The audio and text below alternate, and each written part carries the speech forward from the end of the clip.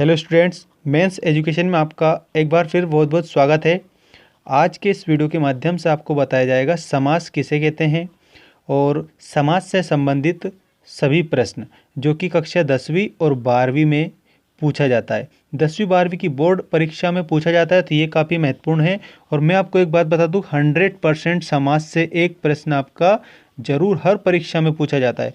हर exam में आपका समास से संबंधित प्रश्न पूछा जाता है। तो आपको आज मैं इस वीडियो के माध्यम से समास के सभी प्रकार की परिभाषा उदाहरण सहित बताऊंगा। आप वीडियो लास्ट तक देखें। आपको समास से संबंधित जितने भी प्रश्न कंप्लीट करने हैं, इसमें सारे वो प्रश्न मैंने शामिल किए हैं जो कि 10वीं 12वीं के विद्यार्थियों के लिए महत्वपूर्ण है, उनकी बोर्ड एग्जाम के लिए। आइए शुरू करते हैं। समास की परिभाषा एवं प्रकारों के नाम लिखिए। पहला प्रश्न है, समास की परिभाषा एवं प्रकारों के नाम लिखिए। तो उसमें आप बताएंगे दो या दो से अधिक पदों के मेल को समास कहते हैं। जैसे घनश्याम काला है जो बादल, अर्थात कर्मधारय समास।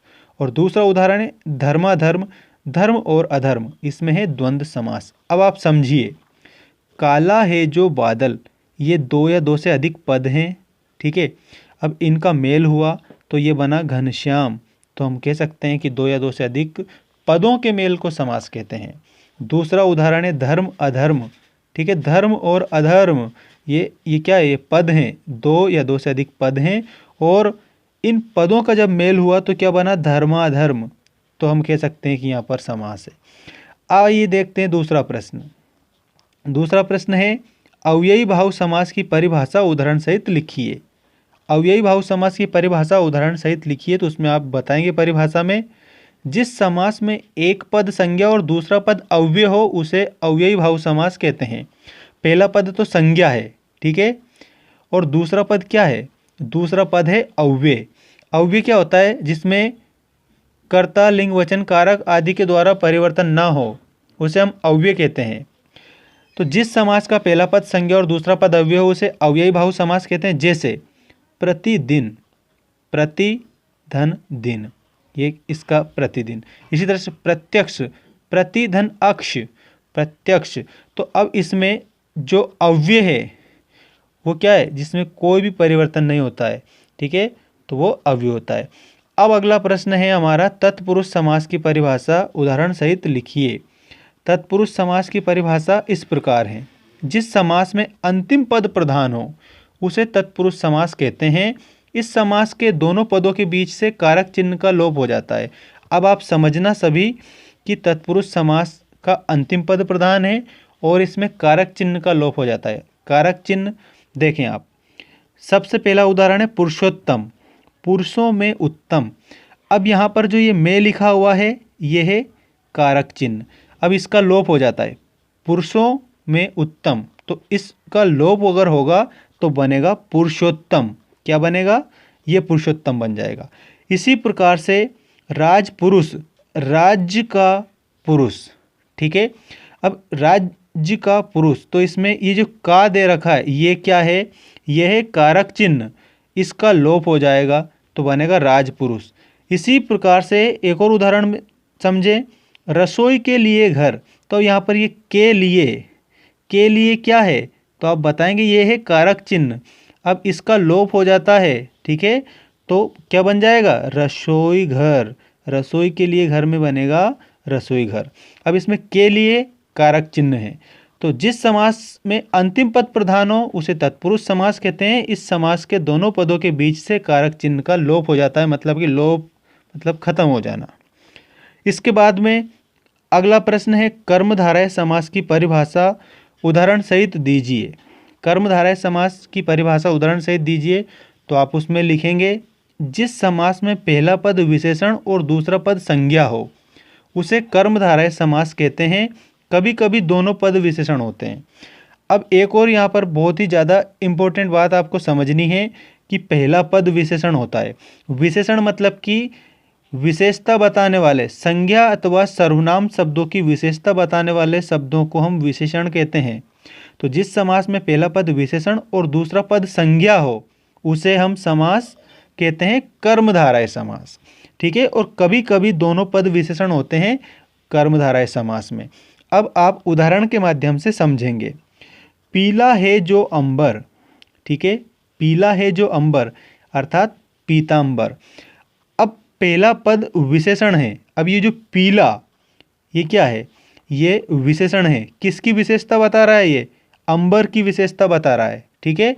तो यहाँ पर हम कह सकते हैं कि इसमें कर्मधारय समास है। तो पीला है जो अंबर अर्थात पीतांबर, ठीक है। इसी प्रकार से दूसरा उदाहरण देखें, नील कमल, नीला है जो कमल। अब इसमें विशेषण क्या है? ये नीला जो शब्द लिखा हुआ है ये विशेषण है और ये विशेषता बता रहा है कमल की, कमल की विशेषता बता रहा है। तो नीला है जो कमल अर्थात नीलकमल। तो नीलकमल में कौन सा समास है? तो आप बताएंगे कर्मधारय समास है। नीलकमल में कर्मधारय समास है। अब आता है महाराजा, महान है जो राजा। अब राजा की विशेषता कौन सा शब्द बता रहा है? ये पहला पद, ठीक है, ये महान, ये राजा की विशेषता बता रहा है। और आपको ध्यान रखना है कि इसमें कौन सा समास है? कर्मधारय समास है। अब अगला प्रश्न, द्विगु समास की परिभाषा उदाहरण सहित लिखिए। द्विगु समास की जो परिभाषा है वो उदाहरण सहित लिखिए। तब आप उसमें लिखेंगे, जिस समास में प्रथम पद संख्यावाची और दूसरा पद संज्ञा हो उसे द्विगु समास कहते हैं। द्विगु समास की एक ही पहचान है दोस्तों कि पहला पद जो है वो संख्यावाची होता है, मतलब कि संख्या का बोध कराता है। यहाँ ध्यान रखना कि जो पहला पद है वो संख्या का बोध करा रहा है, तो वहाँ पर द्विगु समास है, ठीक है। और दूसरा पद क्या है? दूसरा पद संज्ञा है। संज्ञा तो आप सभी जानते हो, किसी व्यक्ति, वस्तु, स्थान या भाव के नाम को संज्ञा कहते हैं, ठीक है। तो जिस समास में प्रथम पद संख्यावाची और दूसरा पद संज्ञा हो उसे द्विगु समास कहते हैं। जैसे उदाहरण के माध्यम से समझें, नौ ग्रह, नौ ग्रहों का समूह, नौ ग्रहों का समूह, ये तो हमने विग्रह किया, ठीक है। तो इसमें बना नौ ग्रह। अब इसमें नौ जो लिखा हुआ है ये पहला पद है, ये पहला पद संख्यावाची है, ठीक है दोस्तों। पहला पद संख्यावाची है और दूसरा पद संज्ञा है, इसलिए हम कह सकते हैं कि यहाँ पर द्विगु समास है। दूसरा उदाहरण है चौराहा, चार राहों का समूह। तो ये चार राहों का समूह मतलब चौराहा। तो चार क्या है? चार ये संख्यावाची विशेषण है। इसके बाद में अगला पंचवटी, पांच वटों का समूह। अब इसमें भी पहला पद संख्यावाची है, ये पांच वाला, ठीक है। तो पंचवटी में कौन सा समास है? तो आप बताएंगे द्विगु समास है। इसी प्रकार से चौमासा, चार माहों का समूह, चार माहों का समूह उसे हम कहते हैं चौमासा। तो यहाँ पर कौन सा समास है? तो आप बताएंगे द्विगु समास है। चलिए परिभाषा एक बार और देखते हैं अच्छे से। जिस समास में प्रथम पद संख्यावाची और दूसरा पद संज्ञा होता है उसे द्विगु समास कहते हैं। जैसे नवग्रह, चौराहा, पंचवटी, चौमासा, इन सभी में द्विगु समास है। अब इसके बाद में आता है द्वंद्व समास। अब द्वंद्व समास को और अच्छे से समझेंगे दोस्तों आप सभी, क्योंकि द्वंद्व और द्विगु इसमें बहुत ज़्यादा कन्फ्यूजन होता रहता है। काफ़ी बच्चे इसमें कमेंट करके बताते हैं कि सर द्वंद्व समास किसे कहते हैं, द्विगु समास किसे कहते हैं, ये इसका एक वीडियो अच्छे से बनाकर हमें बताइए।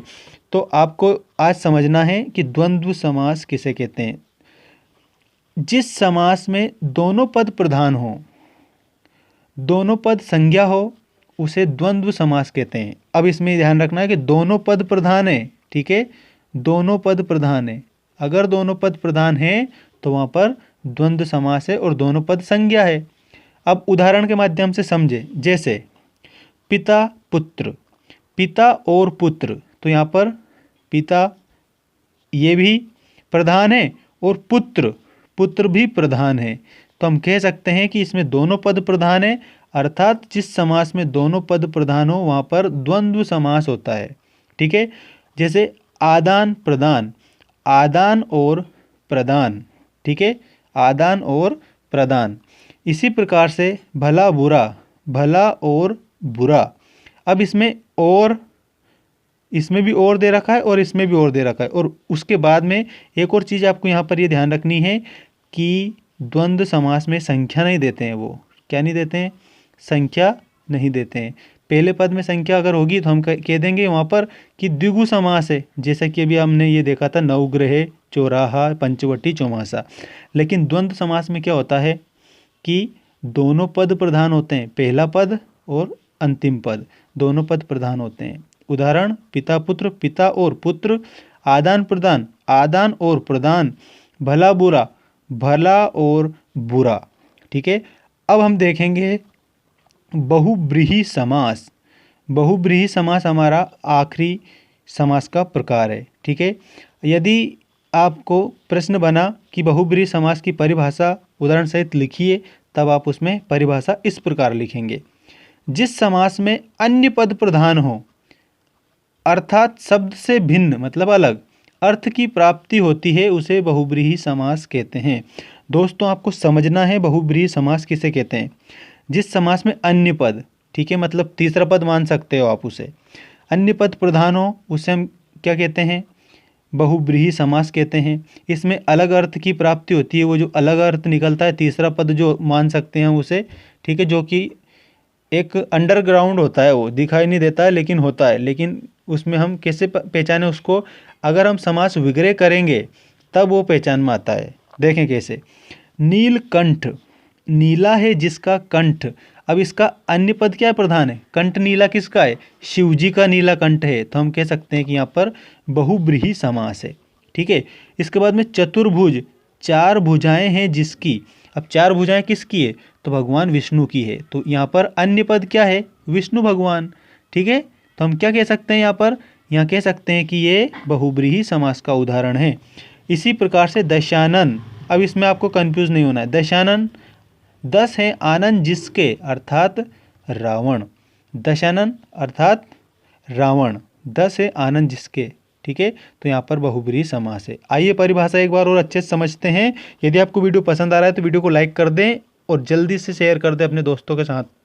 और अगर चैनल पर नए हैं तो चैनल को भी सब्सक्राइब कर लें ताकि आने वाली इसी प्रकार की अपडेट आपको प्राप्त होती रहे। तो चलिए देखते हैं एक बार और बहुब्रीहि समास की परिभाषा। जिस समास में अन्य पद प्रधान हो अर्थात शब्द से भिन्न अर्थ की प्राप्ति हो उसे बहुब्रीहि समास कहते हैं। जैसे नीलकंठ, नीला है जिसका कंठ अर्थात शिवजी।